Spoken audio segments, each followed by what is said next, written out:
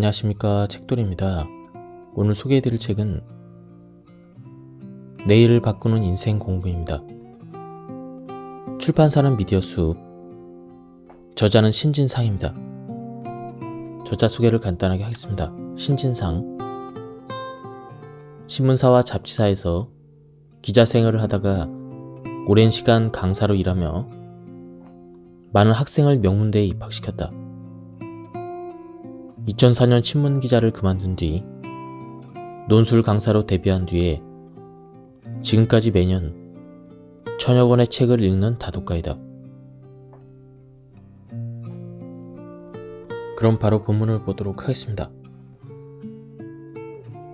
여러분은 개인적으로서, 가족 구성원으로서, 사회의 일원으로서, 또 경제활동을 하는 주체로서 다양한 문제들을 만납니다. 인생의 모든 길에서 우리는 누군가를 만나 관계를 맺습니다. 그러한 과정에서 여러 가지 문제가 발생하기 마련입니다. 인생에서 만나게 되는 문제들은 어떤 것들이 있을까요? 또 이것을 해결하기 위해 공부를 해야 한다면 좋은 방법은 무엇일까요? 당신이 인생에서 만날 모든 문제는 고전 속에 답이 있습니다. 고전이 지혜의 보고인 이유는 세 가지입니다. 첫 번째는 고전 자체가 지닌 경쟁력입니다. 고전은 길게 보면 2500년, 짧게는 100년을 지나오면서 최고의 책으로 인정받고 많은 독자로부터 사랑을 받아 생명력을 이어온 책들입니다. 쉽게 말하면 공인받은 스테디셀러입니다. 오랜 세월이 흘러도 변함없이 사랑받는 이유는 그만큼 가치가 있는 지혜가 담겨있기 때문입니다. 두 번째는 인간의 본성은 변하지 않기 때문입니다. 인간은 과학의 기술 발전으로 과거와 비교할 수 없는 윤택한 생활을 누리고 있지만 정신적으로는 2000년 전과 비교해서 크게 달라지지 않았습니다. 그래서 2000년 전에 했던 선인들의 고민과 그에 대한 해결책이 오랜 시간이 지나도 여전히 유효한 것입니다. 세 번째 이유는 고전으로 인정받은 작가들이 당대의 삶을 고민하면서도 선견지명의 지혜를 갖고 있기 때문입니다. 즉, 대부분의 고전은 당대와 미래의 문제를 함께 다루고 있다는 것이죠. 우리가 고전이라고 인정하는 저자들은 시대를 뛰어넘어 세상을 보는 통찰력을 갖고 있었습니다. 여기까지 머릿말이었고요. 이제 본격적으로 본문을 보도록 하겠습니다. 나에게 주어진 것들을 사랑한 철학자의 충고. 깨어있는 삶보다 더 가치 있는 삶이 있을까요? 미국의 철학자이며 생태학자인 헨리 데이비드 소로는 자신의 고향인 콩코드의 월든 호숫가에 오두막집을 짓고 자연 친화적인 삶을 살았습니다.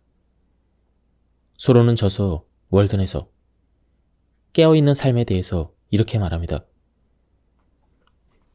내가 숲으로 들어간 이유는 삶의 빛나는 정수만을 간절히 체험해보고 싶었기 때문이다. 나는 삶이 아닌 삶은 살고 싶지 않았다. 삶이란 그토록 소중한 것이기에 나는 삶의 골수 깊은 곳까지 모조리 빨아들이고 싶었고 스파르타인처럼 강인하게 살아가며 삶이 아닌 모든 것을 제거해버리고 싶었다. 세계적인 철학가가 월든 숲에서 살았던 이유는 자연이 아니라 삶이 좋았기 때문입니다. 헨리 데이비드 소로의 말이 맞습니다. 인생에서 추구해야 될 가치 중에서 삶 이상의 것은 없습니다. 돈도, 사랑도, 가족의 행복도, 자기 삶이 있어야만 가능한 가치들입니다.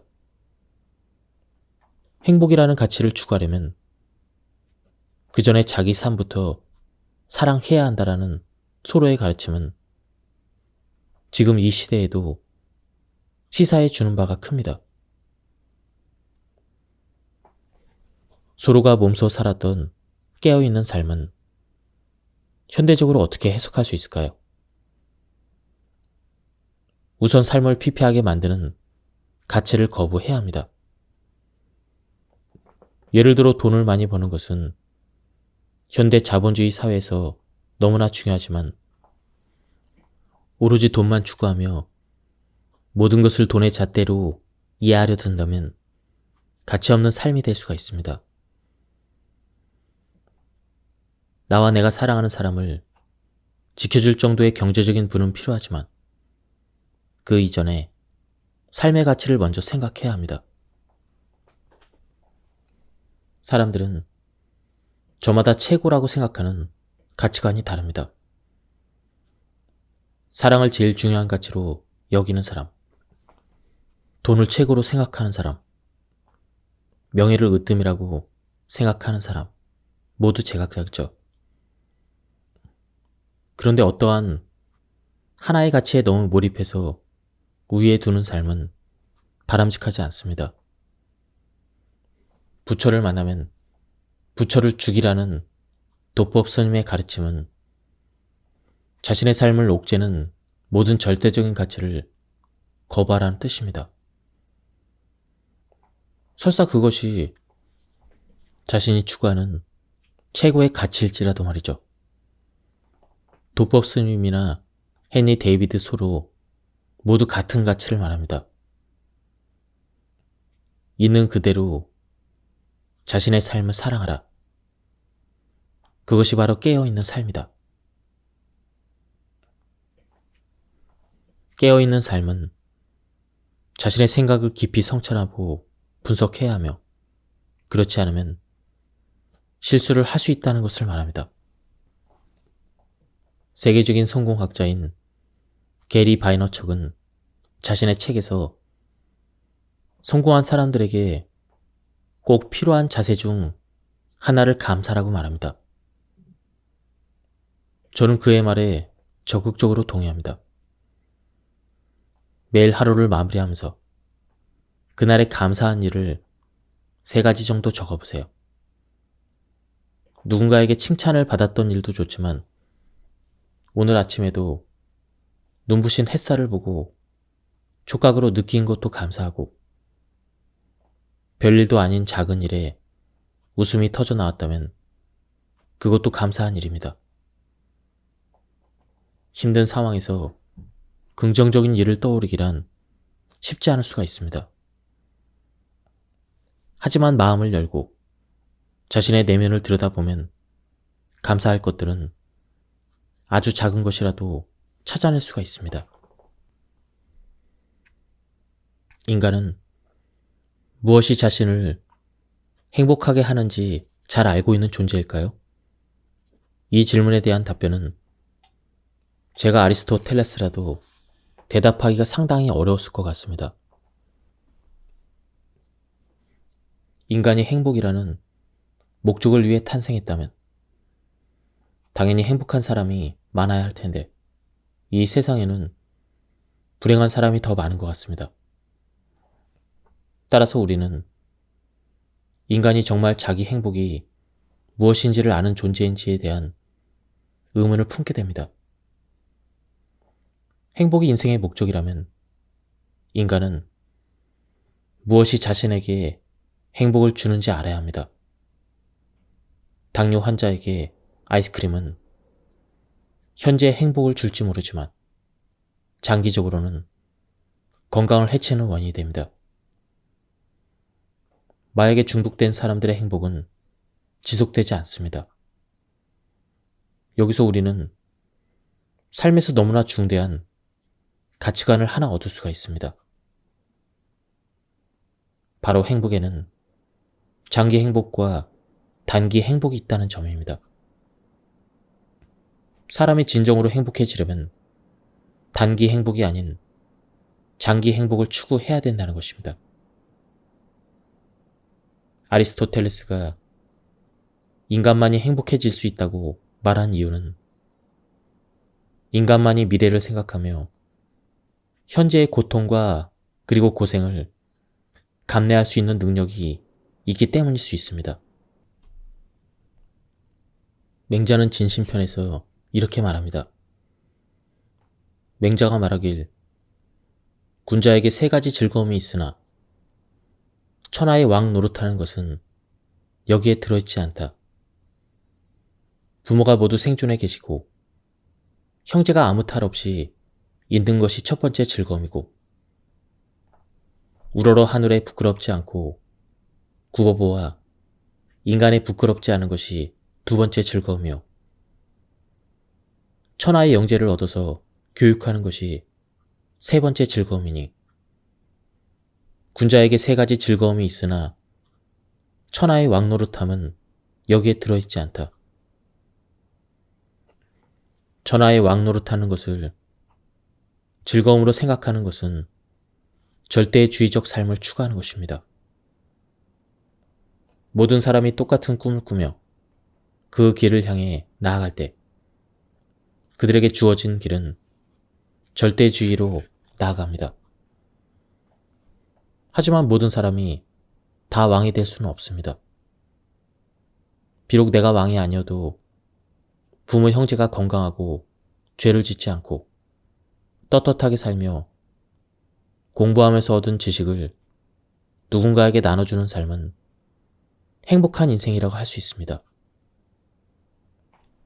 상대주의적인 시각에 따르면 부모 형제에게 잘하는 방법은 다양합니다. 떳떳하게 사는 길도 다양합니다.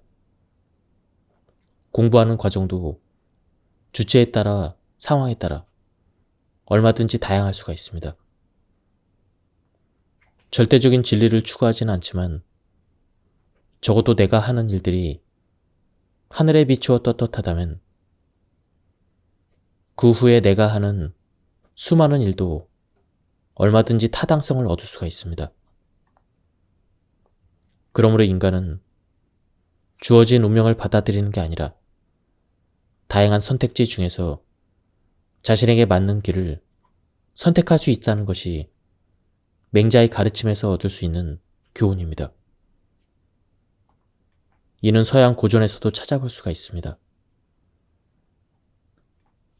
플라톤은 무거운 것과 가벼운 것, 느린 것과 빠른 것, 이성과 감성 등의 요소들, 이러한 것들의 균형을 유지하는 것이 무엇보다 중요하다고 주장했습니다.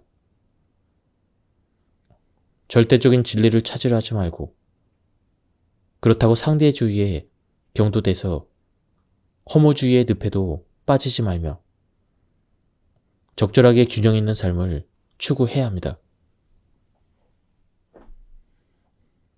운명을 만드는 절제의 성공학의 저자이자 17세기 일본의 관상학자인 미즈노 남보쿠는 극적인 삶을 살았습니다.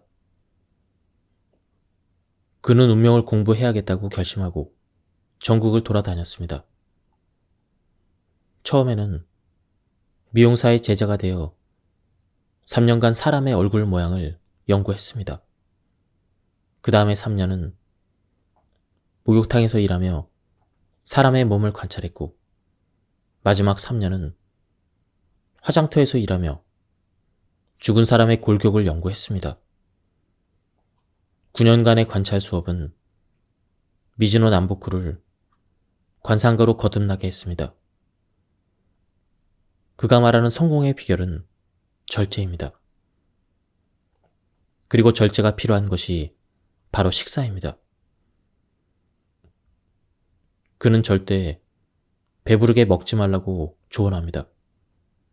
복팔분, 즉 배를 8알만 채운다는 생각으로 음식을 먹을 것을 권하며 이렇게 말합니다. 자신이 성공할 것인가를 알고 싶다면 먼저 식사를 절제하고 이를 매일 엄격히 실행해 보면 됩니다. 만약 이것이 쉽다면 반드시 성공할 것이고, 그렇지 않다면 평생 성공할 수 없다고 판단하면 됩니다. 식사를 절제할 수 있는 사람은 모든 것을 절제할 수 있습니다. 식사를 절제한다는 것은 마음에 안정을 주고 몸을 보살피는 근본입니다. 그래서 스스로 흔들리지 않습니다. 출세가 준비되지 않은 사람은 식사를 절제하려 해도 쉽지 않습니다. 안타까운 것은 이런 사람이 세상에는 너무 많다는 것입니다. 그래서 성공하는 사람이 적은 것입니다. 미국 최고의 부자들은 월스트리트의 거부들이죠. 그들 중에서 먹는 것에 탐욕을 부린 사람들은 거의 없습니다. 마틴 치바이크 정도가 호화 생활을 하며 번 돈을 유흥에 탕진해서 78세의 나이로 요절했을 뿐, 대다수의 부자는 워렌 버핏이나 찰리 먼거처럼 절제된 삶, 균형적인 삶을 사는 이들이 더 많습니다. 먹고 싶은 대로 실컷 먹으면서 부자가 될 수 없다는 사실을 미국만큼 잘 보여주는 나라도 없습니다. 내가 먹는 것이 나의 건강을 결정하고 나의 운명을 결정합니다. 지금 당신이 무엇을 어떻게 먹는지가 당신이 부자가 될지 말지를 결정한다는 사실을 깨달으면 당신의 삶은 달라질 수가 있습니다.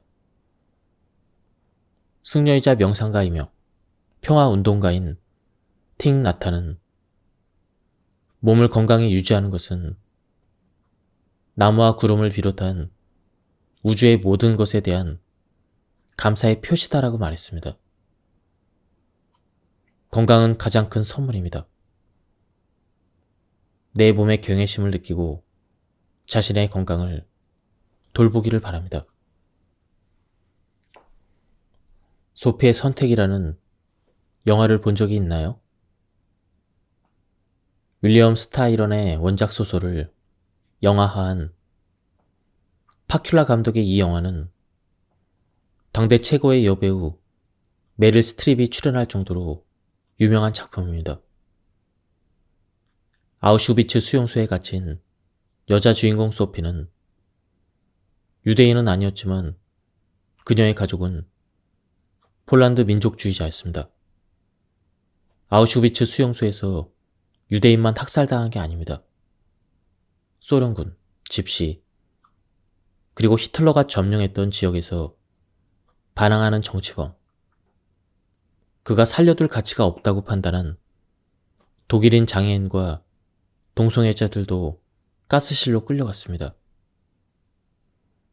소피는 수용소에서 그녀에게 호감을 느끼고 있는 나치 장교와 친해집니다. 나치 장교는 그녀에게 너무나 고통스러운 선택을 제시합니다. 2명의 자식 중 1명은 살려줄 테니 그 아이를 택하라는 주문이었습니다. 소피는 울부짖습니다. 차라리 나를 가스실로 데려가라고. 그녀는 두 아이의 손을 꼭 잡고 있다 마지막 순간에 딸아이의 손을 놓습니다. 영화에서는 그 이유가 드러나지 않지만 소설에서는 그 이유가 적혀 있습니다. 아리안족처럼 파란 눈을 가진 아들은 독일인들처럼 살아갈 가능성이 크다는 이유였죠. 아들을 딸보다 더 사랑했기 때문에 내린 선택은 아니었습니다. 전쟁이 끝나고 나서 미국으로 건너간 소피는 알코올 중독으로 폐인이 됩니다. 세상에는 어려운 결정을 해야 되는 순간이 많이 찾아옵니다. 선택은 늘 괴롭고 어렵습니다.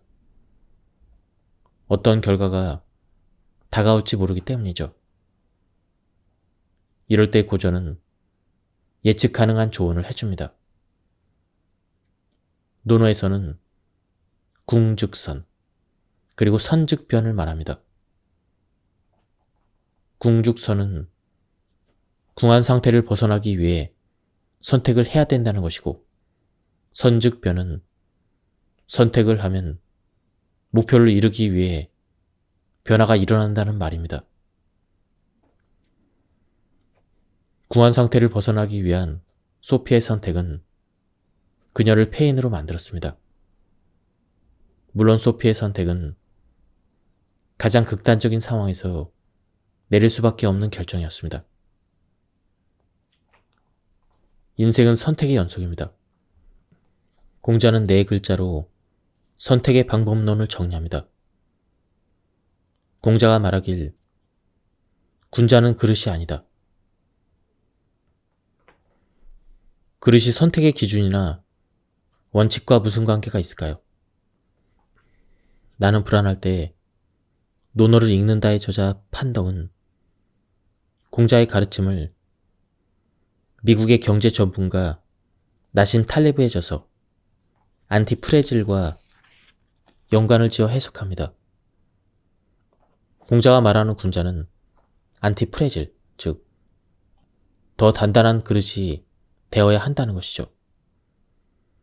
군자가 되려는 자는 선택의 순간에 변하지 않는 안티프레질의 기준을 갖고 있어야 한다는 것입니다. 군자의 기준에 근거해서 선택한다면 후회를 최소화할 수가 있습니다. 원칙의 고수가 얼마나 중요한지 잘 보여주는 것이 바로 투자의 세계입니다. 투자의 세계에서 성공한 사람은 오직 본인이 고민하고 본인이 판단하는 사람입니다. 워렌 버핏을 비롯한 투자의 대가들은 한결같이 말합니다. 깨지지 않는 투자의 철학을 고수하라는 것이죠. 그런 면에서 워렌 버핏은 군자다운 선택을 했던 사람이라고 볼 수 있습니다. 인생의 중요한 갈림길에서 무엇을 선택하든 먼저 원칙을 정하고 어떤 순간에도 그 원칙을 지키는 것이 바로 고전이 주는 교훈입니다. 불교 화엄경의 핵심 사상은 일체유심조입니다. 모든 것은 오직 마음에 지어낸다는 뜻입니다. 삶이 고통스럽고 내 인생의 의미를 발견하기 힘들 때는 오스트리아의 최고 심리학자이며 신경정신과 의사인 빅터 프랭클의 죽음의 수용소에서를 읽어보길 권합니다. 빅터 프랭클은 아우슈비츠에서 살아남은 유대인입니다. 그는 아우슈비츠에서 부모와 남동생, 여동생, 그리고 부인을 잃었습니다. 그의 첫 번째 아이는 히틀러를 추종하는 나치에 의해서 강제로 낙태되었습니다. 그의 어머니는 아우슈비츠가 문을 닫기 바로 직전에 죽었습니다. 빅터 프랭클은 너무나 슬퍼서 자살을 결심했던 사람입니다. 하지만 그는 삶을 이어갔고 최고의 정신과 의사가 되었습니다. 무엇이 그의 인생을 바꾼 것일까요? 첫 번째 이유는 증오와 미움이 없기 때문입니다. 빅터 프랭클은 아무도 미워하지 않았습니다. 심지어 유대인들이라면 당연히 증오할 수밖에 없던 히틀러도 미워하지 않았습니다. 물론 그렇다고 해서 히틀러가 아무 잘못이 없다고 생각한 것은 아닙니다. 그는 자신의 인생에 누군가를 증오하면서 마음에 독약을 뿌려 자신의 몸을 망치는 일을 하고 싶지 않았을 뿐입니다. 빅터 프랭클은 유대인이었지만 히틀러를 추종했던 게르만족도 중요하지 않았습니다. 그는 히틀러와 그를 추종했던 독일인들이 자신과 자기 민족인 유대인을 강하게 만들었다고 생각했습니다. 빅터 프랭클은 니체가 말한 자신을 죽이지 못하는 것은 자신을 강하게 만든다라는 말을 믿었습니다. 히틀러와 독일인 때문에 살아남은 유대인들은 더욱 강해졌고 마침내 2000년 만에 자신들의 나라를 세울 수가 있었습니다. 두 번째 이유는 어떤 순간에도 의미를 찾을 수 있었기 때문입니다. 인생에서 의미를 발견하면 아우슈비츠의 고통도 견딜 수 있다는 사실을 그는 잘 알았습니다. 빅터 프랭클은 자신의 수용소의 경험을 살려 로고테라피라는 심리치료법을 개발했습니다. 이는 모든 사람에게 삶의 고통에서 견디는 힘을 주었습니다. 그는 자신의 괴로웠던 삶에서 어떤 의미를 찾았을까요? 죽음의 수용소에서의 한 대목입니다. 그때 한 가지 생각이 내 머리를 관통했다. 내 생애 처음으로 나는 그렇게 많은 시인이 자기 시를 통해서 노래를 하고 그렇게 많은 사상가가 최고의 지혜라고 외쳤던 하나의 진리를 깨닫게 되었다. 그 진리란 바로 사랑이야말로 인간이 추구해야 될 궁극적이고 가장 숭고한 목표라는 것이었다. 나는 인간의 시와 사상과 믿음이 그들이 설파하는 숭고한 비밀의 의미를 간파했다. 인간에 대한 구원은 사랑을 통해서 그리고 사랑 안에서 실현된다.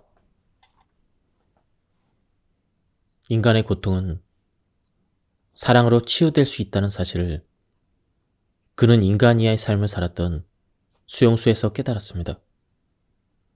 누군가를 사랑하면 그 사랑은 행복으로 전환됩니다.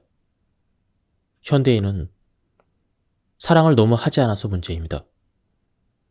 세 번째 이유는 인간의 자유의지에 대한 확고한 믿음입니다. 빅터 프랭클은 말합니다. 히틀러는 나를 죽일 수는 있지만 내가 죽음을 받아들이는 태도까지 강요할 수는 없다. 히틀러가 아닌 신이 나에게 사형을 내릴지라도 내가 그 죽음을 어떻게 받아들일지는 순수한 나의 의지와 선택이다. 이는 선택이 인간에게 가능하다는 사실만으로도 그는 힘을 낼 수 있었습니다. 고통을 헤쳐나가는 큰 힘을 얻은 그는 마침내 수용소 생활을 이겨내게 되었습니다. 국민소득이 3만 5천 달러를 돌파하고 대한민국이 선진국이 된다 한들 대부분의 사람은 대단히 고통스러운 삶을 사는 게 현실입니다.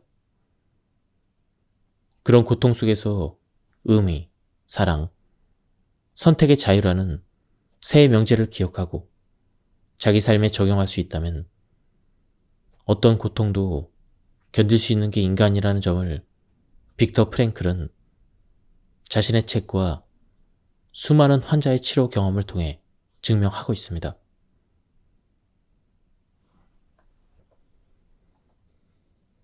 데일 카네기의 자기관리론에서는 절망감에 빠져 자살을 생각했던 한 중년 여성이 도서관에서 읽은 책 한 권을 통해 인생이 극적으로 변한 사례가 나옵니다. 현명한 사람에게는 매일매일이 새로운 삶이다. 전 이 구절을 써서 자동차 안에 붙여놓고 운전할 때마다 되뇌었습니다. 사실 하루를 살아내는 건 그다지 어려운 일이 아니었죠. 전 과거를 잊고 미래를 걱정하지 않는 법을 배웠습니다. 그리고 매일 눈을 뜰 때마다 스스로 미소를 지으며 말하죠. 오늘은 새로운 삶이다. 그러자 더 이상 고독과 빈곤 때문에 고통받지 않게 되었습니다. 마치 새로운 사람으로 태어난 것처럼 매일매일이 즐거웠죠. 제 삶은 기대와 열정으로 가득 찼고 일은 순조롭게 풀려갔습니다.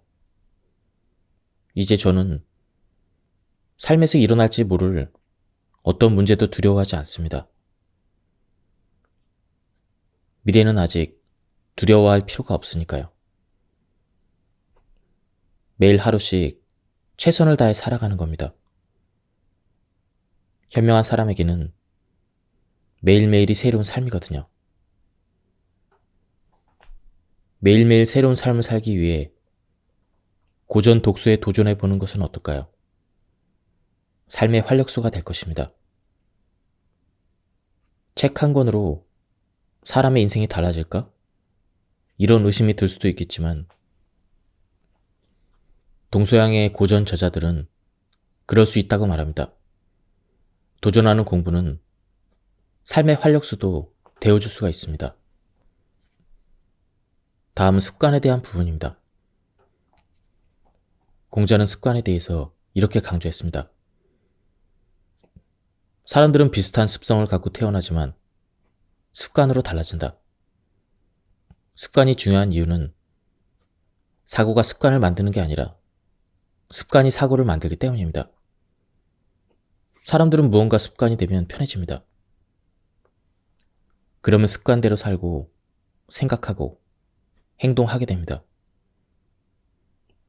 그런데 이처럼 지금까지 해온 일들이 당연지사로 느껴지면 자기 삶에서 무엇이 문제인지 발견하는 비판적 사고가 마비됩니다.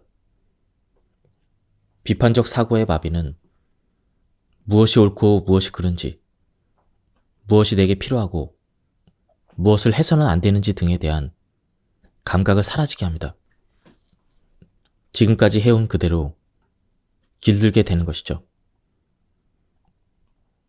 공자는 나쁜 습관을 없애는 방법보다 좋은 습관을 어떻게 몸에 익힐지에 대해서 강조합니다. 그가 강조하는 습관은 거창하지 않습니다. 생활 속의 습관이라는 말처럼 일상생활 속 습관은 작으면 작을수록 좋은 법이죠. 유자는 공자의 3대 제자인 유학을 말합니다. 근본에 힘을 쓴다는 것은 기본에 충실하다는 뜻입니다. 작은 것에 충실해서 좋은 습관을 쌓으라는 것이죠. 효도를 습관화한 사람은 직장에서 윗사람과 갈등을 덜 빚고 우호적인 관계로 생산성을 발휘할 수 있습니다. 공자는 인을 실천하라고 하기보다는 효도하고 공경하며 그러한 실천적인 태도를 습관화할 것을 요구합니다. 습관은 이처럼 거창하고 묵직하기보다는 잘게 쪼개면서 각계 격파하는 전략으로 나아가야 내 것으로 만들 수가 있습니다. 가장 필요하지만 실천하기 어려운 습관은 질문하는 습관이라고 합니다. 중요한 것은 답이 아니라 질문입니다. 내게 주어진 질문이 무엇인지 정확하게 알면 답을 찾는 건 시간 문제입니다. 논어는 질문의 힘을 보여주는 책으로 제자들이 질문을 하고 공자가 답변한 내용을 모은 대담집입니다. 질문이 좋다 보니 공자의 답변도 훌륭했던 것이 아닌가 싶습니다. 이처럼 질문이 좋아야 답변도 좋습니다. 공자의 제자였던 증자는 자기 자신에게 매일 3가지 질문을 던지며 스스로 반성했습니다. 증자가 말하길 나는 매일 세 가지로 자신을 반성한다. 다른 사람을 위해 일을 도모하면서 충실하지 않았는가? 친구와 사귀면서 믿음을 잃지 않았는가? 전수한 것을 익히지 않았는가? 매일 스스로에게 질문하면서 자기 삶을 되돌아보세요. 다른 사람들과 일할 때 진실함이 있었는가? 친구에게 신뢰를 얻었는가? 내가 알고 있는 지식을 타인에게 전수하지 않았는가? 증자는 이 세 가지를 자신에게 물어보며 발전적인 삶을 살려고 했습니다. 사람은 살고 싶은 대로, 생각하는 대로 살아가게 됩니다. 그렇게 살아와서 그렇게 산다라는 이야기는 유생들이 특히 경계했던 삶이었죠. 꼭 증자와 같은 세 가지 질문이 아니어도 좋습니다. 나는 오늘 후회할 일을 하지 않았는가? 나는 나의 행복은 물론 타인의 행복을 위해서도 노력했는가? 내가 이익을 추구하면서 사회적 가치 공공성을 훼손시킨 적은 없는가? 좋은 질문은 비판적인 사고 능력을 키워 삶의 잘못된 점을 찾을 수 있도록 도와줍니다. 어제와 다른 오늘의 삶을 살 수 있는 것이 바로 비판적인 성찰의 힘입니다. 유교만 비판적인 성찰을 강조했던 것은 아닙니다. 불교 역시 질문의 습관화를 강조했습니다. 인도 고대의 수도승 마하 모갈라나는 다음과 같이 말했습니다. 그러므로 존경하는 스님들이시여, 수도승은 자신을 이와 같이 살펴야 합니다. 지금 나는 악한 의도를 가지고 있는가? 악한 의도에 구속되어 있는가? 만약 존경하는 스님들이시여, 수도승이 이와 같이 반주할 때 나는 악의가 있고 악의에 구속되어 있다라고 한다면 스님들이시여, 이 수도승은 그러한 악의를 제거하기 위해 분투해야 할 것입니다. 하지만 만약 존경하는 스님들이시여, 그 수도승이 나는 악의가 없고 악의에 의해 구속되어 있지 않다라고 반주한다면 그는 희열과 기쁨을 가지고 유익한 상태에서 낮과 밤으로 부지런히 자신을 닦아 나가야 합니다. 모갈라나가 말한 반조는 되돌아보기입니다. 두 가지를 자신에게 물어보는 것이죠. 악의적인 의도를 가지고 있는가? 그것에 의해서 내가 끌려다니지 않는가? 즉, 스스로가 자신이 악의적인 친구가 되어가고 있는지 가장 잘 알고 있으니 반성하고 성찰해서 나를 바꿀 사람도 자신뿐이라고 말하고 있습니다. 불교는 유교보다 더 진실을 강조하는 경향이 있습니다. 행위의 의무성을 강조한 서양의 임마누엘 칸트와 달리 동양의 불교는 행위도 정당해야만 하지만 행위를 한 의도도 자신에게 조금도 부끄럽지 않은 좋은 의도에서 나와야 함을 강조합니다. 불교는 도덕성의 외연이 다른 종교보다 넓으며 종교에서 말하는 가르침을 실천하기 위해, 즉 이를 습관화하기 위해 수련에 임해야 한다고 강조합니다. 이것이 바로 불가에서 말하는 행복에 이르는 길이기도 합니다. 혹자는 불교를 모든 욕망을 거부하고 고통을 벗삼아 수련하는 마조히즘적인 종교로 이해하는 경향이 있는데 그렇지 않습니다. 불교는 행복을 원합니다. 다만 행복에 이르는 과정과 방법이 공정하고 솔직해야 하고 타인에게 회로움을 주지 않아야 한다는 것이 불교의 가르침입니다. 잃어버린 사랑을 찾기 위한 사랑의 기술. 사랑의 기술도 교과서 공부처럼 배워야 할까요?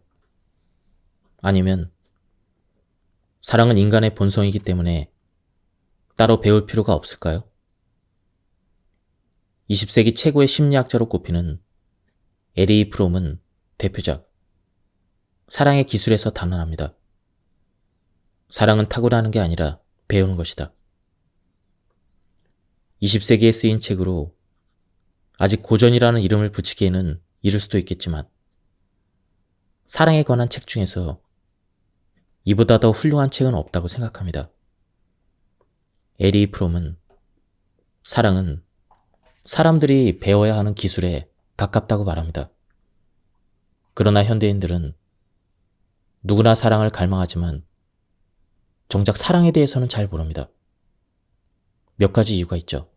첫 번째는 대부분의 사람이 사랑의 문제를 사랑하는, 즉 사랑할 줄 아는 능력의 문제가 아니라 오히려 사랑받는 문제로 생각하기 때문입니다. 사랑은 주고받는 상호작용이지만 사람들은 사랑받으려고만 합니다. 주려는 사람과 받으려는 사람은 1대1로 연결되어야 합니다. 하지만 우리는 사랑을 주기보다는 받으려고만 하니 심각한 불균형이 발생합니다. 그래서 제대로 사랑하기가 어려워지는 것입니다. 두 번째는 사랑이 능력의 문제가 아니라 대상이 문제라는 관점이죠. 누구를 사랑하느냐가 어떻게 사랑하느냐보다 물론 중요할 수도 있습니다. 그러나 에리 프롬은 말합니다. 사랑하는 대상의 발견이 어려운 것은 사실이지만 상대를 제대로 사랑하기는 그보다 훨씬 더 어렵다고 말합니다. 세 번째 이유는 사랑하게 되는 최초의 경험과 사랑하고 있는 지속적인 상태, 즉 사랑에 머물러 있는 상황을 혼동하기 때문입니다. 사랑은 누군가를 만나 행복해지는 경험만을 의미하지 않습니다. 사랑의 감정을 지속적으로 유지하는 것이 진정한 사랑입니다. 첫눈에 반한 것이 단순한 욕정이었음을 알게 된 이후 헤어진 부부나 커플이 얼마나 많을까요? 지속적인 사랑의 관계를 위해 노력해야 합니다. 따라서 사랑의 기술을 배워야 합니다. 에리 프롬은 사랑의 기술에서 이렇게 말합니다. 순수한 사랑은 누군가에 의해서 야기된다는 의미에서의 감정이 아니라 사랑받는 자의 성장과 행복에 대한 능동적인 갈망이며 이 갈망은 자신의 사랑의 능력에 근원이 있다. 어떤 사람을 사랑한다는 것은 사랑할 줄 아는 힘의 실현이고 집중화이다. 사랑에 대한 멋진 해석입니다. 사랑은 능동형이며 행복을 향한 성장입니다. 사랑하는 순간 인간 자체에 대한 사랑도 싹이 틉니다. 우선 사랑을 유지하려면 게을러서는 안 됩니다. 끊임없는 각성과 관심, 그리고 주의를 사랑하는 사람에게 쏟아야 합니다. 늘 사랑을 생각해야 합니다. 사랑하는 사람과의 관계는 교환 관계에서 벗어나려고 노력해야 합니다. 내가 상대를 얼마만큼 사랑하면 그 사람도 나에게 얼마만큼의 사랑을 보상하겠지? 이런 생각은 사랑이 아닙니다. 무엇이든 이론은 쉽지만 실천은 어렵습니다. 두 사람의 관계에서 상호 진정성을 유지하기 위해 끝없이 노력하고 사랑하는 사이에서 자본주의적인 교환 관계가 개입될 여지를 줄여 나가는 것. 이것이 잃어버린 사랑의 능력을 되찾고 배양할 수 있는 길이 될 것입니다. 사회가 자본주의로 치닫고 모두가 경제적 자유라는 유일한 목표를 향해 달려갈 때 역설적으로 사랑은 더욱더 중요해집니다. 그래서 지금도 사람들은 그렇게 사랑의 기술을 찾아 헤매는지도 모르겠습니다. 예, 지금까지 이 책에 대한 리뷰를 모두 마쳤습니다. 이 책은 저자가 고전을 통해서 깨달은 그런 삶의 지혜를 현대적인 언어로 해석해서 쉽게 이해할 수 있게 풀어 쓴 책이었습니다. 이 책은 가독성이 굉장히 좋았습니다. 그리고 재미도 있어서 순식간에 읽을 수가 있었습니다. 한번 책을 구해서 읽어보실 것을 추천드립니다. 여기서 리뷰를 마치도록 하겠습니다. 감사합니다. 안녕하십니까, 책돌이입니다. 오늘 소개해드릴 책은 내일을 바꾸는 인생 공부입니다. 출판사는 미디어숲, 저자는 신진상입니다. 저자 소개를 간단하게 하겠습니다. 신진상, 신문사와 잡지사에서 기자 생활을 하다가 오랜 시간 강사로 일하며 많은 학생을 명문대에 입학시켰다. 2004년 신문기자를 그만둔 뒤 논술 강사로 데뷔한 뒤에 지금까지 매년 1000여 권의 책을 읽는 다독가이다. 그럼 바로 본문을 보도록 하겠습니다.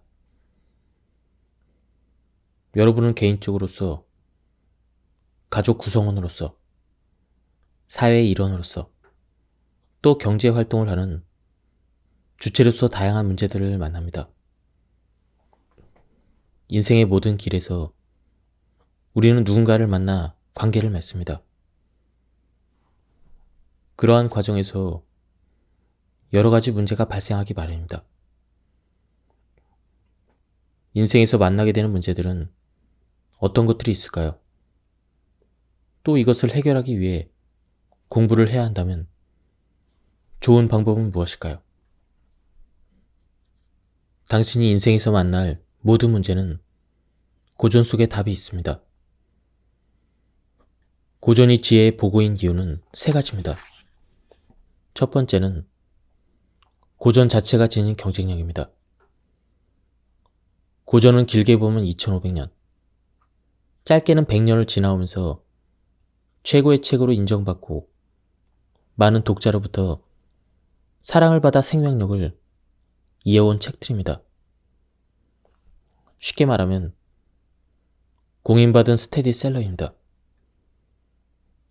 오랜 세월이 흘러도 변함없이 사랑받는 이유는 그만큼 가치가 있는 지혜가 담겨있기 때문입니다. 두 번째는 인간의 본성은 변하지 않기 때문입니다. 인간은 과학의 기술 발전으로 과거와 비교할 수 없는 윤택한 생활을 누리고 있지만 정신적으로는 2000년 전과 비교해서 크게 달라지지 않았습니다. 그래서 2000년 전에 했던 선인들의 고민과 그에 대한 해결책이 오랜 시간이 지나도 여전히 유효한 것입니다. 세 번째 이유는 고전으로 인정받은 작가들이 당대의 삶을 고민하면서도 선견지명의 지혜를 갖고 있기 때문입니다. 즉, 대부분의 고전은 당대와 미래의 문제를 함께 다루고 있다는 것이죠.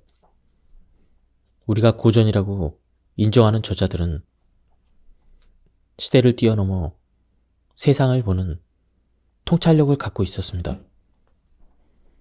여기까지 머릿말이었고요. 이제 본격적으로 본문을 보도록 하겠습니다. 나에게 주어진 것들을 사랑한 철학자의 충고. 깨어있는 삶보다 더 가치 있는 삶이 있을까요? 미국의 철학자이며 생태학자인 헨리 데이비드 소로는 자신의 고향인 콩코드의 월든 호숫가에 오두막집을 짓고 자연 친화적인 삶을 살았습니다. 소로는 저서 월든에서 깨어있는 삶에 대해서 이렇게 말합니다. 내가 숲으로 들어간 이유는 삶의 빛나는 정수만을 간절히 체험해보고 싶었기 때문이다. 나는 삶이 아닌 삶은 살고 싶지 않았다. 삶이란 그토록 소중한 것이기에 나는 삶의 골수 깊은 곳까지 모조리 빨아들이고 싶었고, 스파르타인처럼 강인하게 살아가며 삶이 아닌 모든 것을 제거해버리고 싶었다.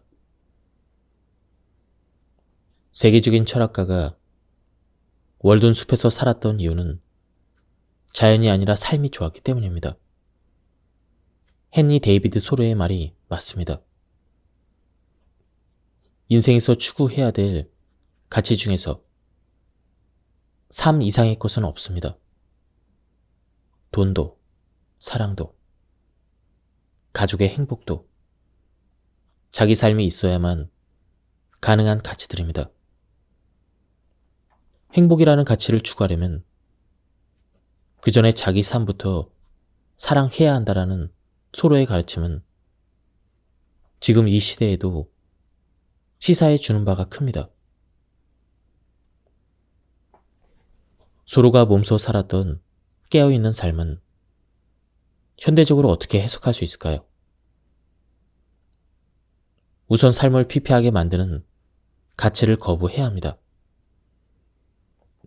예를 들어 돈을 많이 버는 것은 현대 자본주의 사회에서 너무나 중요하지만 오로지 돈만 추구하며 모든 것을 돈의 잣대로 이해하려 든다면 가치 없는 삶이 될 수가 있습니다. 나와 내가 사랑하는 사람을 지켜줄 정도의 경제적인 부는 필요하지만 그 이전에 삶의 가치를 먼저 생각해야 합니다. 사람들은 저마다 최고라고 생각하는 가치관이 다릅니다. 사랑을 제일 중요한 가치로 여기는 사람, 돈을 최고로 생각하는 사람, 명예를 으뜸이라고 생각하는 사람, 모두 제각각이죠. 그런데 어떠한 하나의 가치에 너무 몰입해서 우위에 두는 삶은 바람직하지 않습니다. 부처를 만나면 부처를 죽이라는 도법 스님의 가르침은 자신의 삶을 옥죄는 모든 절대적인 가치를 거부하라는 뜻입니다. 설사 그것이 자신이 추구하는 최고의 가치일지라도 말이죠. 도법 스님이나 헨리 데이비드 소로 모두 같은 가치를 말합니다. 있는 그대로 자신의 삶을 사랑하라. 그것이 바로 깨어있는 삶이다. 깨어있는 삶은 자신의 생각을 깊이 성찰하고 분석해야 하며 그렇지 않으면 실수를 할 수 있다는 것을 말합니다. 세계적인 성공학자인 게리 바이너척은 자신의 책에서 성공한 사람들에게 꼭 필요한 자세 중 하나를 감사라고 말합니다. 저는 그의 말에 적극적으로 동의합니다. 매일 하루를 마무리하면서 그날의 감사한 일을 3가지 정도 적어보세요. 누군가에게 칭찬을 받았던 일도 좋지만 오늘 아침에도 눈부신 햇살을 보고 촉각으로 느낀 것도 감사하고 별일도 아닌 작은 일에 웃음이 터져 나왔다면 그것도 감사한 일입니다. 힘든 상황에서 긍정적인 일을 떠올리기란 쉽지 않을 수가 있습니다. 하지만 마음을 열고 자신의 내면을 들여다보면 감사할 것들은 아주 작은 것이라도 찾아낼 수가 있습니다. 인간은 무엇이 자신을 행복하게 하는지 잘 알고 있는 존재일까요? 이 질문에 대한 답변은 제가 아리스토텔레스라도 대답하기가 상당히 어려웠을 것 같습니다. 인간이 행복이라는 목적을 위해 탄생했다면 당연히 행복한 사람이 많아야 할 텐데 이 세상에는 불행한 사람이 더 많은 것 같습니다. 따라서 우리는 인간이 정말 자기 행복이 무엇인지를 아는 존재인지에 대한 의문을 품게 됩니다. 행복이 인생의 목적이라면 인간은 무엇이 자신에게 행복을 주는지 알아야 합니다. 당뇨 환자에게 아이스크림은 현재의 행복을 줄지 모르지만 장기적으로는 건강을 해치는 원인이 됩니다. 마약에 중독된 사람들의 행복은 지속되지 않습니다. 여기서 우리는 삶에서 너무나 중대한 가치관을 하나 얻을 수가 있습니다. 바로 행복에는 장기 행복과 단기 행복이 있다는 점입니다. 사람이 진정으로 행복해지려면 단기 행복이 아닌 장기 행복을 추구해야 된다는 것입니다. 아리스토텔레스가 인간만이 행복해질 수 있다고 말한 이유는 인간만이 미래를 생각하며 현재의 고통과 그리고 고생을 감내할 수 있는 능력이 있기 때문일 수 있습니다. 맹자는 진심편에서 이렇게 말합니다. 맹자가 말하길 군자에게 3가지 즐거움이 있으나 천하의 왕 노릇하는 것은 여기에 들어있지 않다. 부모가 모두 생존해 계시고 형제가 아무 탈 없이 있는 것이 첫 번째 즐거움이고 우러러 하늘에 부끄럽지 않고 구버보와 인간에 부끄럽지 않은 것이 2번째 즐거움이요. 천하의 영재를 얻어서 교육하는 것이 3번째 즐거움이니 군자에게 3가지 즐거움이 있으나 천하의 왕노릇함은 여기에 들어있지 않다. 천하의 왕노릇하는 것을 즐거움으로 생각하는 것은 절대주의적 삶을 추구하는 것입니다. 모든 사람이 똑같은 꿈을 꾸며 그 길을 향해 나아갈 때 그들에게 주어진 길은 절대주의로 나아갑니다. 하지만 모든 사람이 다 왕이 될 수는 없습니다. 비록 내가 왕이 아니어도 부모 형제가 건강하고 죄를 짓지 않고 떳떳하게 살며 공부하면서 얻은 지식을 누군가에게 나눠주는 삶은 행복한 인생이라고 할 수 있습니다. 상대주의적인 시각에 따르면 부모 형제에게 잘하는 방법은 다양합니다. 떳떳하게 사는 길도 다양합니다. 공부하는 과정도 주체에 따라 상황에 따라 얼마든지 다양할 수가 있습니다. 절대적인 진리를 추구하지는 않지만 적어도 내가 하는 일들이 하늘에 비추어 떳떳하다면 그 후에 내가 하는 수많은 일도 얼마든지 타당성을 얻을 수가 있습니다. 그러므로 인간은 주어진 운명을 받아들이는 게 아니라 다양한 선택지 중에서 자신에게 맞는 길을 선택할 수 있다는 것이 맹자의 가르침에서 얻을 수 있는 교훈입니다. 이는 서양 고전에서도 찾아볼 수가 있습니다. 플라톤은 무거운 것과 가벼운 것, 느린 것과 빠른 것, 이성과 감성 등의 요소들, 이러한 것들의 균형을 유지하는 것이 무엇보다 중요하다고 주장했습니다. 절대적인 진리를 찾으려 하지 말고 그렇다고 상대주의에 경도돼서 허무주의의 늪에도 빠지지 말며 적절하게 균형 있는 삶을 추구해야 합니다. 운명을 만드는 절제의 성공학의 저자이자 17세기 일본의 관상학자인 미즈노 남보쿠는 극적인 삶을 살았습니다. 그는 운명을 공부해야겠다고 결심하고 전국을 돌아다녔습니다. 처음에는 미용사의 제자가 되어 3년간 사람의 얼굴 모양을 연구했습니다. 그 다음에 3년은 목욕탕에서 일하며 사람의 몸을 관찰했고 마지막 3년은 화장터에서 일하며 죽은 사람의 골격을 연구했습니다. 9년간의 관찰 수업은 미즈노 남부쿠를 관상가로 거듭나게 했습니다. 그가 말하는 성공의 비결은 절제입니다. 그리고 절제가 필요한 것이 바로 식사입니다. 그는 절대 배부르게 먹지 말라고 조언합니다. 복팔분, 즉 배를 8알만 채운다는 생각으로 음식을 먹을 것을 권하며 이렇게 말합니다. 자신이 성공할 것인가를 알고 싶다면 먼저 식사를 절제하고 이를 매일 엄격히 실행해 보면 됩니다. 만약 이것이 쉽다면 반드시 성공할 것이고 그렇지 않다면 평생 성공할 수 없다고 판단하면 됩니다. 식사를 절제할 수 있는 사람은 모든 것을 절제할 수 있습니다.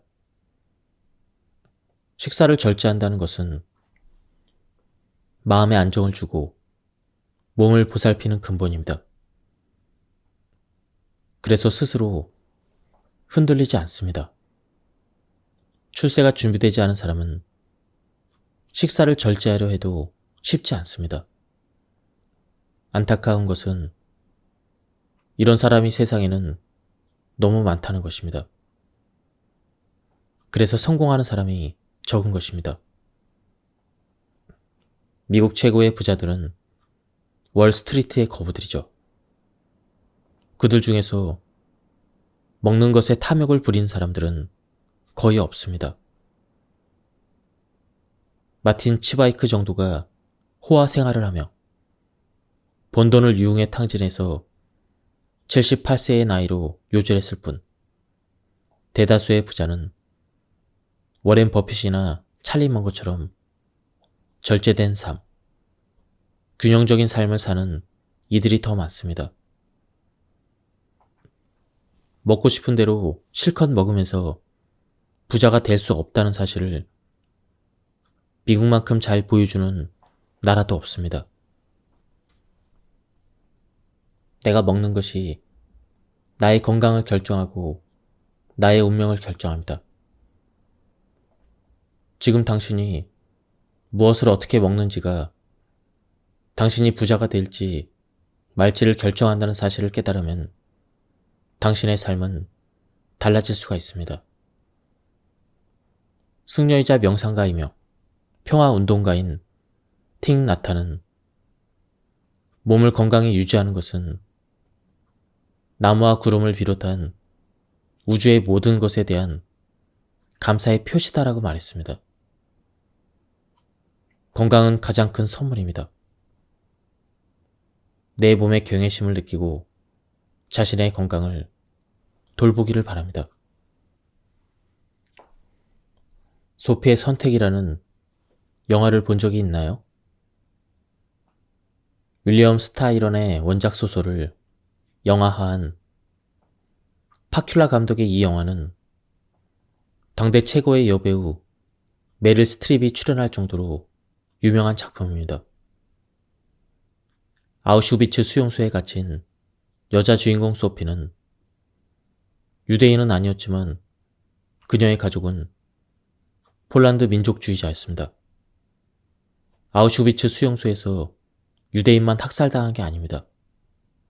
소련군, 집시, 그리고 히틀러가 점령했던 지역에서 반항하는 정치범, 그가 살려둘 가치가 없다고 판단한 독일인 장애인과 동성애자들도 가스실로 끌려갔습니다.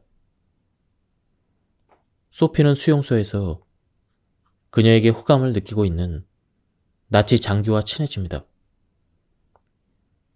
나치 장교는 그녀에게 너무나 고통스러운 선택을 제시합니다. 2명의 자식 중 1명은 살려줄 테니 그 아이를 택하라는 주문이었습니다. 소피는 울부짖습니다. 차라리 나를 가스실로 데려가라고. 그녀는 2 아이의 손을 꼭 잡고 있다 마지막 순간에 딸아이의 손을 놓습니다. 영화에서는 그 이유가 드러나지 않지만 소설에서는 그 이유가 적혀 있습니다. 아리안족처럼 파란 눈을 가진 아들은 독일인들처럼 살아갈 가능성이 크다는 이유였죠.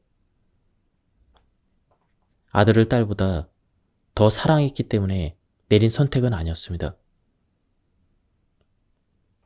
전쟁이 끝나고 나서 미국으로 건너간 소피는 알코올 중독으로 폐인이 됩니다. 세상에는 어려운 결정을 해야 되는 순간이 많이 찾아옵니다. 선택은 늘 괴롭고 어렵습니다. 어떤 결과가 다가올지 모르기 때문이죠. 이럴 때 고전은 예측 가능한 조언을 해줍니다. 논어에서는 궁즉선, 그리고 선즉변을 말합니다. 궁즉선은 궁한 상태를 벗어나기 위해 선택을 해야 된다는 것이고, 선즉변은 선택을 하면 목표를 이루기 위해 변화가 일어난다는 말입니다. 궁한 상태를 벗어나기 위한 소피의 선택은 그녀를 폐인으로 만들었습니다. 물론 소피의 선택은 가장 극단적인 상황에서 내릴 수밖에 없는 결정이었습니다. 인생은 선택의 연속입니다. 공자는 4글자로 선택의 방법론을 정리합니다. 공자가 말하길 군자는 그릇이 아니다. 그릇이 선택의 기준이나 원칙과 무슨 관계가 있을까요?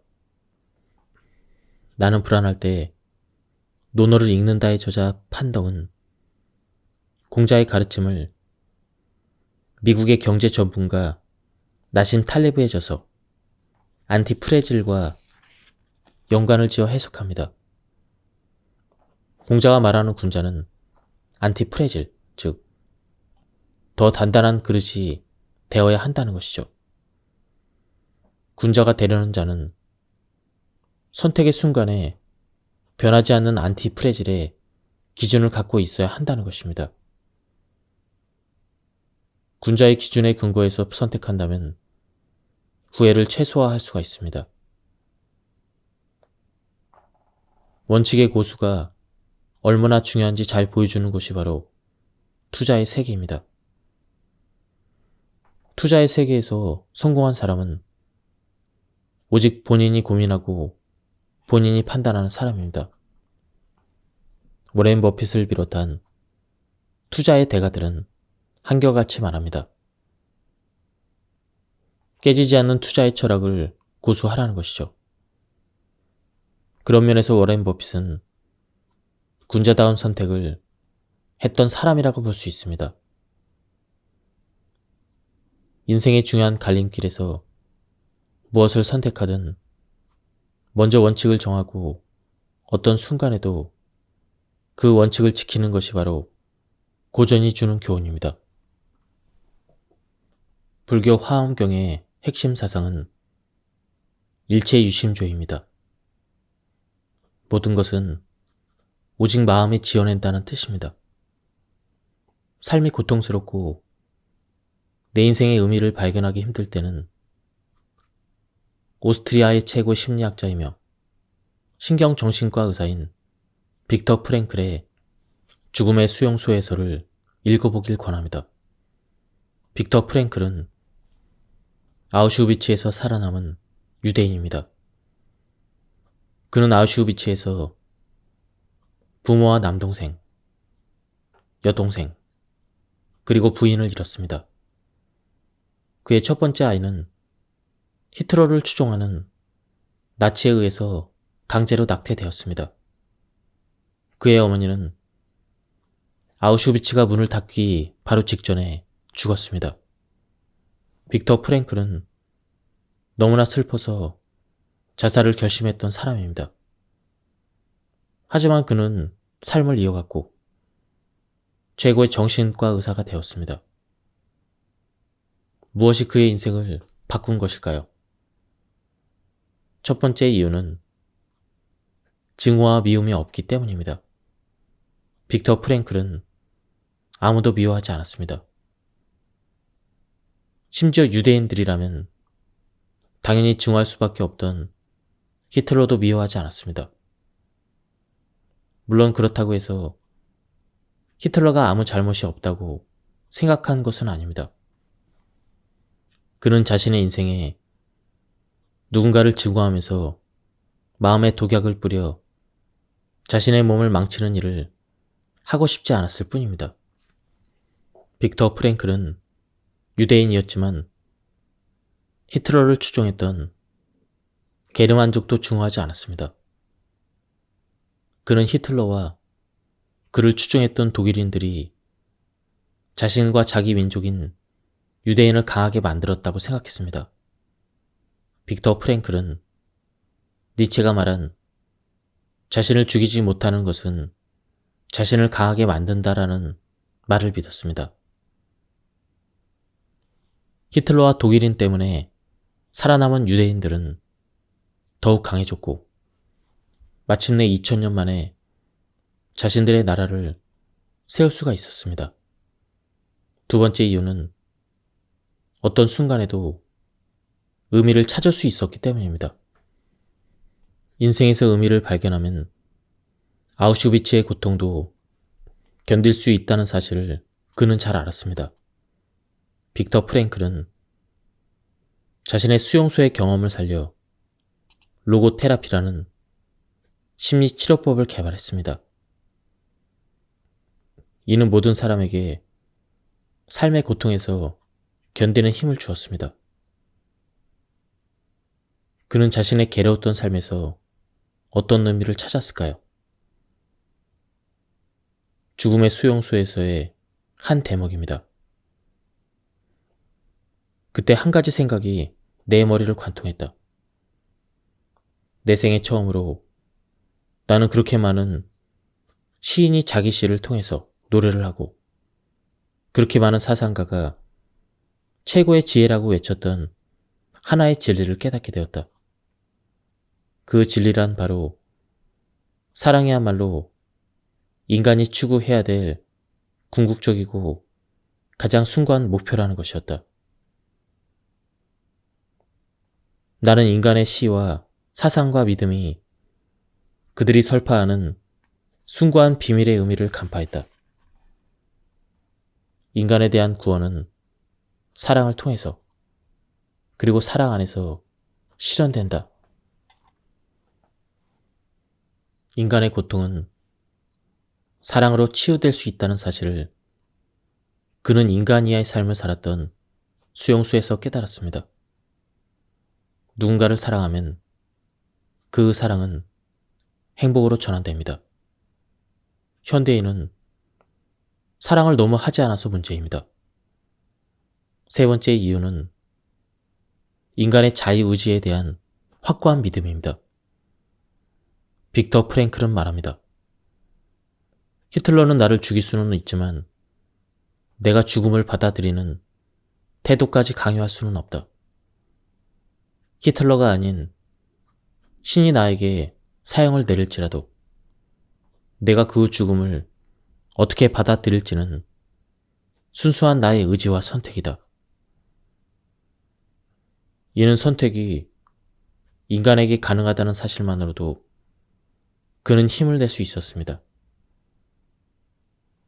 고통을 헤쳐나가는 큰 힘을 얻은 그는 마침내 수용소 생활을 이겨내게 되었습니다.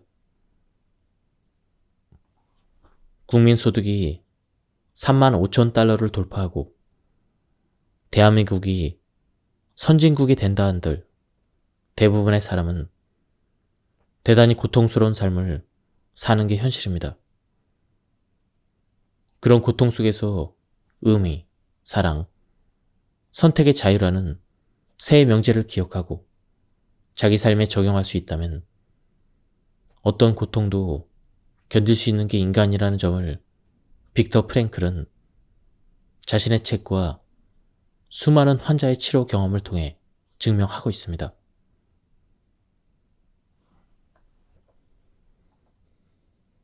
데일 카네기의 자기관리론에서는 절망감에 빠져 자살을 생각했던 한 중년 여성이 도서관에서 읽은 책 한 권을 통해 인생이 극적으로 변한 사례가 나옵니다. 현명한 사람에게는 매일매일이 새로운 삶이다. 전 이 구절을 써서 자동차 안에 붙여놓고 운전할 때마다 되뇌었습니다. 사실 하루를 살아내는 건 그다지 어려운 일이 아니었죠. 전 과거를 잊고 미래를 걱정하지 않는 법을 배웠습니다. 그리고 매일 눈을 뜰 때마다 스스로 미소를 지으며 말하죠. 오늘은 새로운 삶이다. 그러자 더 이상 고독과 빈곤 때문에 고통받지 않게 되었습니다. 마치 새로운 사람으로 태어난 것처럼 매일매일이 즐거웠죠. 제 삶은 기대와 열정으로 가득 찼고 일은 순조롭게 풀려갔습니다. 이제 저는 삶에서 일어날지 모를 어떤 문제도 두려워하지 않습니다. 미래는 아직 두려워할 필요가 없으니까요. 매일 하루씩 최선을 다해 살아가는 겁니다. 현명한 사람에게는 매일매일이 새로운 삶이거든요. 매일매일 새로운 삶을 살기 위해 고전 독서에 도전해보는 것은 어떨까요? 삶의 활력소가 될 것입니다. 책 한 권으로 사람의 인생이 달라질까? 이런 의심이 들 수도 있겠지만 동서양의 고전 저자들은 그럴 수 있다고 말합니다. 도전하는 공부는 삶의 활력소도 되어줄 수가 있습니다. 다음은 습관에 대한 부분입니다. 공자는 습관에 대해서 이렇게 강조했습니다. 사람들은 비슷한 습성을 갖고 태어나지만 습관으로 달라진다. 습관이 중요한 이유는 사고가 습관을 만드는 게 아니라 습관이 사고를 만들기 때문입니다. 사람들은 무언가 습관이 되면 편해집니다. 그러면 습관대로 살고 생각하고 행동하게 됩니다. 그런데 이처럼 지금까지 해온 일들이 당연지사로 느껴지면 자기 삶에서 무엇이 문제인지 발견하는 비판적 사고가 마비됩니다. 비판적 사고의 마비는 무엇이 옳고 무엇이 그른지, 무엇이 내게 필요하고 무엇을 해서는 안 되는지 등에 대한 감각을 사라지게 합니다. 지금까지 해온 그대로 길들게 되는 것이죠. 공자는 나쁜 습관을 없애는 방법보다 좋은 습관을 어떻게 몸에 익힐지에 대해서 강조합니다. 그가 강조하는 습관은 거창하지 않습니다. 생활 속의 습관이라는 말처럼 일상생활 속 습관은 작으면 작을수록 좋은 법이죠. 유자는 공자의 3대 제자인 유학을 말합니다. 근본에 힘을 쓴다는 것은 기본에 충실하다는 뜻입니다. 작은 것에 충실해서 좋은 습관을 쌓으라는 것이죠. 효도를 습관화한 사람은 직장에서 윗사람과 갈등을 덜 빚고 우호적인 관계로 생산성을 발휘할 수 있습니다. 공자는 인을 실천하라고 하기보다는 효도하고 공경하며 그러한 실천적인 태도를 습관화할 것을 요구합니다. 습관은 이처럼 거창하고 묵직하기보다는 잘게 쪼개면서 각계 격파하는 전략으로 나아가야 내 것으로 만들 수가 있습니다. 가장 필요하지만 실천하기 어려운 습관은 질문하는 습관이라고 합니다. 중요한 것은 답이 아니라 질문입니다. 내게 주어진 질문이 무엇인지 정확하게 알면 답을 찾는 건 시간 문제입니다.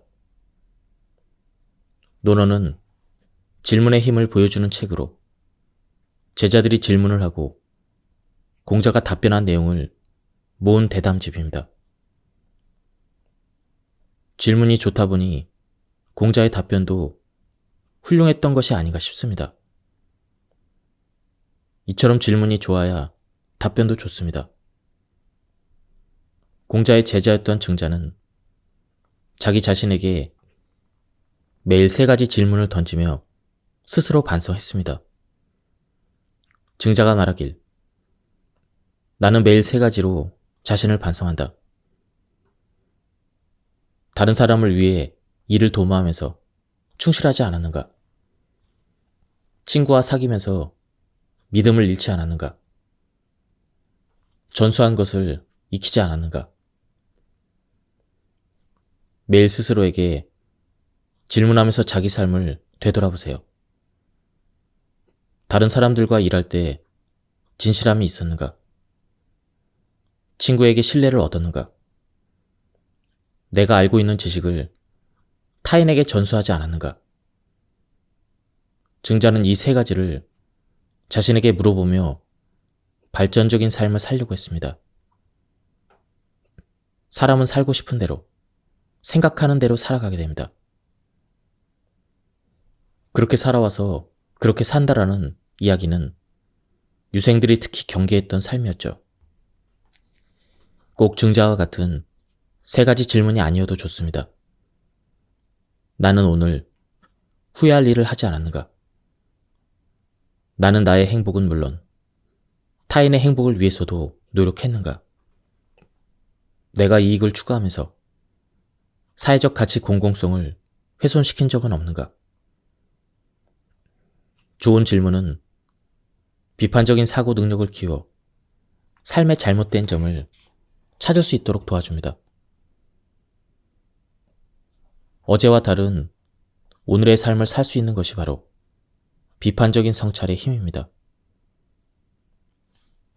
유교만 비판적인 성찰을 강조했던 것은 아닙니다. 불교 역시 질문의 습관화를 강조했습니다. 인도 고대의 수도승 마하 모갈라나는 다음과 같이 말했습니다. 그러므로 존경하는 스님들이시여, 수도승은 자신을 이와 같이 살펴야 합니다. 지금 나는 악한 의도를 가지고 있는가? 악한 의도에 구속되어 있는가? 만약 존경하는 스님들이시여, 수도승이 이와 같이 반주할 때 나는 악의가 있고 악의에 구속되어 있다라고 한다면 스님들이시여, 이 수도승은 그러한 악의를 제거하기 위해 분투해야 할 것입니다. 하지만 만약 존경하는 스님들이시여, 그 수도승이 나는 악의가 없고 악의에 의해 구속되어 있지 않다라고 반주한다면 그는 희열과 기쁨을 가지고 유익한 상태에서 낮과 밤으로 부지런히 자신을 닦아 나가야 합니다. 모갈라나가 말한 반조는 되돌아보기입니다. 2가지를 자신에게 물어보는 것이죠. 악의적인 의도를 가지고 있는가? 그것에 의해서 내가 끌려다니지 않는가? 즉, 스스로가 자신이 악의적인 친구가 되어가고 있는지 가장 잘 알고 있으니 반성하고 성찰해서 나를 바꿀 사람도 자신뿐이라고 말하고 있습니다. 불교는 유교보다 더 진실을 강조하는 경향이 있습니다.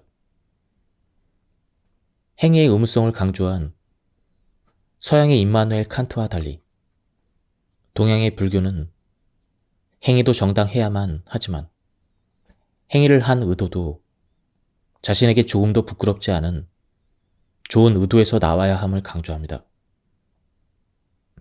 불교는 도덕성의 외연이 다른 종교보다 넓으며 종교에서 말하는 가르침을 실천하기 위해, 즉 이를 습관화하기 위해 수련에 임해야 한다고 강조합니다. 이것이 바로 불가에서 말하는 행복에 이르는 길이기도 합니다.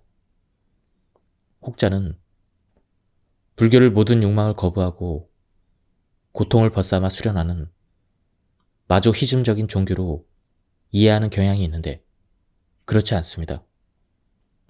불교는 행복을 원합니다. 다만 행복에 이르는 과정과 방법이 공정하고 솔직해야 하고 타인에게 괴로움을 주지 않아야 한다는 것이 불교의 가르침입니다. 잃어버린 사랑을 찾기 위한 사랑의 기술. 사랑의 기술도 교과서 공부처럼 배워야 할까요? 아니면 사랑은 인간의 본성이기 때문에 따로 배울 필요가 없을까요? 20세기 최고의 심리학자로 꼽히는 에리 프롬은 대표작 사랑의 기술에서 단언합니다. 사랑은 타고나는 게 아니라 배우는 것이다. 20세기에 쓰인 책으로 아직 고전이라는 이름을 붙이기에는 이를 수도 있겠지만 사랑에 관한 책 중에서 이보다 더 훌륭한 책은 없다고 생각합니다. 에리 프롬은 사랑은 사람들이 배워야 하는 기술에 가깝다고 말합니다. 그러나 현대인들은 누구나 사랑을 갈망하지만 정작 사랑에 대해서는 잘 모릅니다. 몇 가지 이유가 있죠.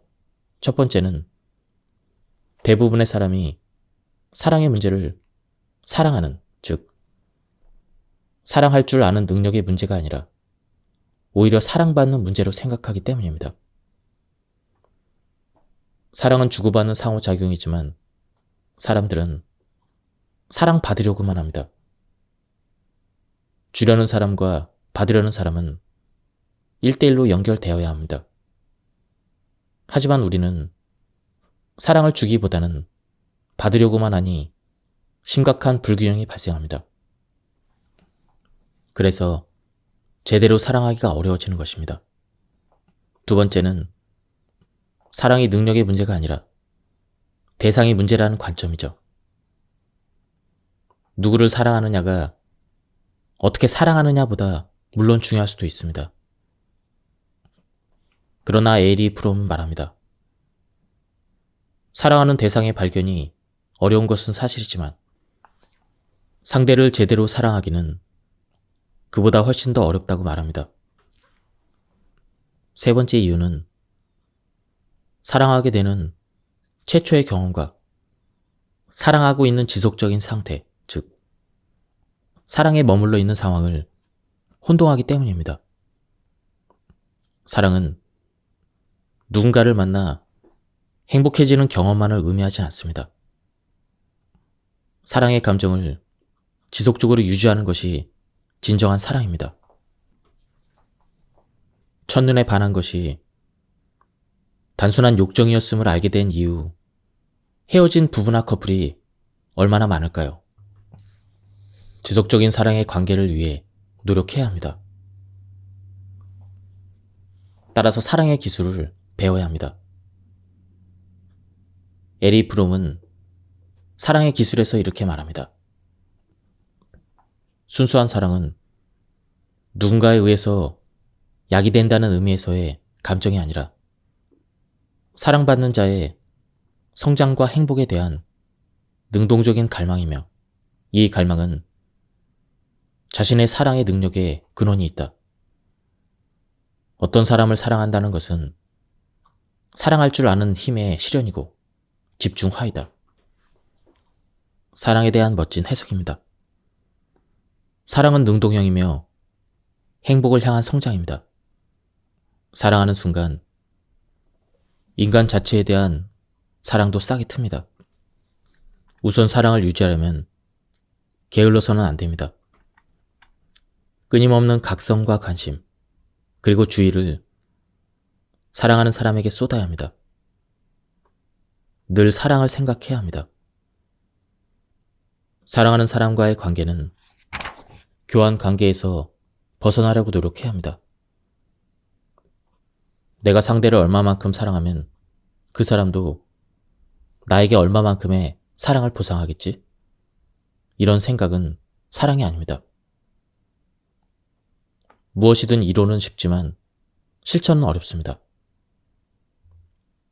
두 사람의 관계에서 상호 진정성을 유지하기 위해 끝없이 노력하고 사랑하는 사이에서 자본주의적인 교환 관계가 개입될 여지를 줄여 나가는 것. 이것이 잃어버린 사랑의 능력을 되찾고 배양할 수 있는 길이 될 것입니다. 사회가 자본주의로 치닫고 모두가 경제적 자유라는 유일한 목표를 향해 달려갈 때 역설적으로 사랑은 더욱더 중요해집니다. 그래서 지금도 사람들은 그렇게 사랑의 기술을 찾아 헤매는지도 모르겠습니다. 예, 지금까지 이 책에 대한 리뷰를 모두 마쳤습니다. 이 책은 저자가 고전을 통해서 깨달은 그런 삶의 지혜를 현대적인 언어로 해석해서 쉽게 이해할 수 있게 풀어 쓴 책이었습니다. 이 책은 가독성이 굉장히 좋았습니다.